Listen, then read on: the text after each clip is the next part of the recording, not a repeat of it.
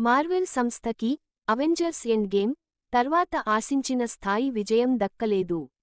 ఆ మధ్య వచ్చిన డెడ్ పూల్ 2 ఒక్కటే హిట్టయింది కానీ ఆ క్రెడిట్ మొత్తం ర్యాన్ రొనాల్డ్స్ ఖాతాలోకి వెళ్ళిపోయింది.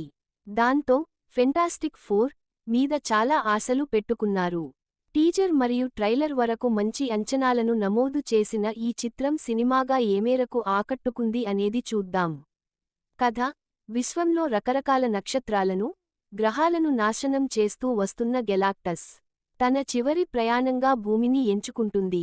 గెలాక్టస్ భూమికి రాకుండా చేయడమో లేక గెలాక్టస్ నుండి భూమిని కాపాడడం అనేది ఫెంటాస్టిక్ ఫోర్ టీం బాధ్యతగా మారుతుంది. ఆ బాధ్యతను ఫెంటాస్టిక్ ఫోర్ టీం ఎలా నిర్వర్తించారు, అందుకుకోసం వాళ్లు ఎదుర్కొన్న ఇబ్బందులేమిటి అనేది సినిమా కథాంశం. నటీనటుల పనితీరు: వెనిస్సా కిర్బీ అందరికంటే ఎక్కువ మార్కులు సంపాదించుకుంది. గ్రహాన్ని కాపాడడం కోసం పాటుపడే బాధ్యతగల శక్తిగా, కన్న కొడుకును రక్షించుకోవడం కోసం ఆరాటపడే తల్లిగా ఆమె నటన అటు ఎమోషనల్గా, ఇటు సినిమాటిక్ ఆకట్టుకుంటుంది. పెడ్రో పాస్కల్, ఎబోన్ మోస్, జోసెఫ్ క్విన్లు తమ పాత్రలకు న్యాయం చేశారు.